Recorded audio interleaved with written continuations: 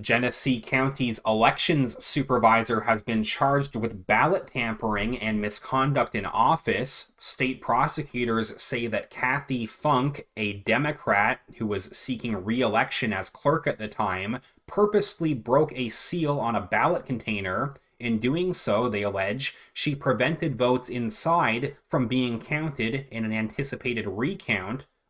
Michigan Attorney General's office announcing the charges late on Friday. This article from the Daily Mail also points out that when Funk ran for re-election as clerk, she won with 2,698 votes compared to 2,619 votes from her challenger, Manya Triplett.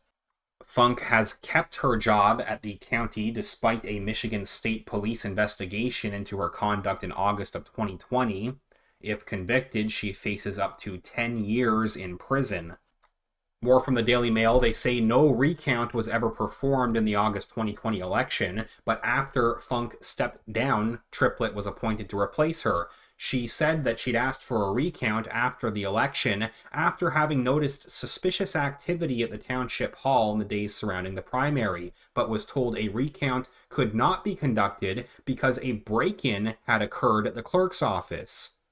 Eventually, the Flint Journal reports, Town Supervisor Karen Miller said she confronted Funk about the accusations, as well as reports that Funk and her husband were inside the town hall after business hours in the days following the election. Miller was reportedly also concerned that in the days immediately following the election, a window to the clerk's office was covered so no one could see in. Funk has repeatedly denied the allegations, and her attorney told the Flint Journal that she plans to plead not guilty to the charges when she appears for arraignment in Genesee District Court on Monday. Quote, she says it's absolutely not true, he said of the charges against Funk, adding, we're looking forward to seeing what the police report says.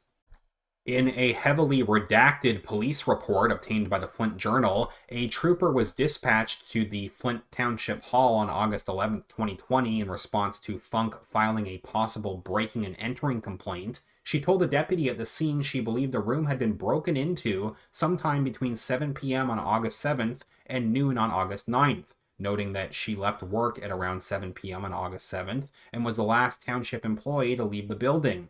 Funk then said she returned to the town hall at around 12 p.m. on August 9th, a Sunday, to submit a report to the state and was there for about 5 hours. She said there were no other township employees there at the time, and she was accompanied by her husband. At some point while she was there, the police report says, she entered a locked storage room, which is next to her office. Upon entering the room, she observed it was in disarray and noticed a shelf on the west wall had been knocked down. She observed several items had been moved, but it did not appear that anything was missing. Another point here from MichiganRadio.org, they say Funk was hired last year as Genesee County's election supervisor. Her current job status is unclear. Attempts to contact County Clerk John Gleason to inquire about Funk's job status have been unsuccessful. Another update on this following the arraignment on Monday from mlive.com with the headline Genesee County Clerk Silent as Election Supervisor Arraigned for Ballot Tampering, Misconduct in Office. They say Genesee County's election supervisor has been arraigned on charges of ballot tampering and misconduct in office, but her boss, County Clerk Register John Gleason, has yet to comment on her job status.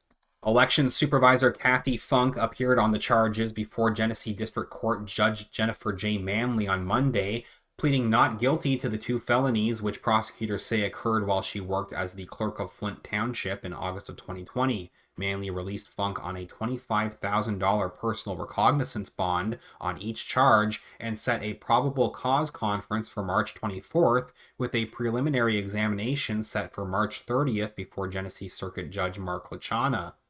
Matt Norwood, an attorney representing Funk at the arraignment, said his client still doesn't know the status of her employment with the county, but worked as recently as Friday, March 11th, the day a felony warrant was issued in the case, alleging she purposely broke a seal on a ballot container so that the votes inside could not be recounted while she worked as the Flint Township clerk in August of 2020. Funk was a candidate in that election. the August 2020 Democrat primary, winning by just 79 votes, according to the unofficial count of ballots, which could not be recounted because of the broken ballot seal. The Flint Journal could not reach Gleason for comment on the charges against Funk on Friday or Monday, and 2 county commissioners said they are also waiting for information from the clerk register. Quote, Clerk Gleason owes all of us a full explanation, County Board of Commissioners Chairman Dominique Clemens said on Monday. Clemens said that Gleason should at minimum suspend Funk while the charges against her are pending, with an election scheduled in less than 2 months. Quote, election integrity is one of the most important pillars of our democracy. Personally, I believe anyone who is running our elections can't be facing charges of ballot tampering. Commissioner Sean Schumacher also said Funk should not serve as election supervisor given the nature of the charges. Schumacher said commissioners are considering any options they have in advance of meetings scheduled for Wednesday, March 16th. Both Clemens and Schumacher said options for commissioners could be limited because Gleason is a co-elected official and handles hiring and personnel matters in the departments he runs. They also add that the commissioners and Gleason have had a rocky relationship over the 10 years he has served as clerk register, and earlier this month the board told him it wanted a written report detailing the circumstances surrounding the attempted recall of Davison School Board member Matthew Smith. Commissioners voted unanimously to require the report after supporters of the recall asked for an accounting of the procedures, processes, documentation, and justifications that led the clerk's office to conclude that the attempted recall fell 38 signatures short of being placed on the ballot. Recall organizers have said they've been stonewalled in their efforts to gain information from Gleason about recall petition signatures that were disallowed in the attempted recall. When petitions were first turned over to the clerk's office, more than 4,000 signatures were included. But during the verification process, more than 400 signatures that election officials said couldn't be validated were thrown out. The Committee for School Board Integrity, which organized the recall, said it identified 221 signatures that were improperly rejected, and its challenges were reviewed by the county. But Gleason told the group, after a review, that the effort was still 38 short of the required 3,689 signatures. Schumacher was among the commissioners appointed to a new committee in January that was charged with investigating what they said were complaints about the internal culture of the clerk's office. No findings have been reported by that committee to date. Please leave a comment and tell me what you think about this latest update. If you could give this video a thumbs up, remember to click the like button, that's greatly appreciated, and make sure that you're subscribed to the channel.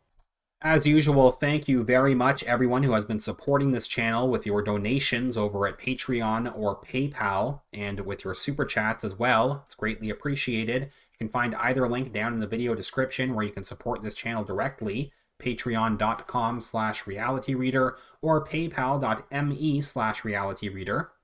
And again, with the increasing censorship at YouTube, it's probably a good idea to find me on some alternative platforms as well. The best place where you can find me is superu.net. That's super, the letter U.net. You can search for Kip Simpson there. You can also find me at odyssey.com.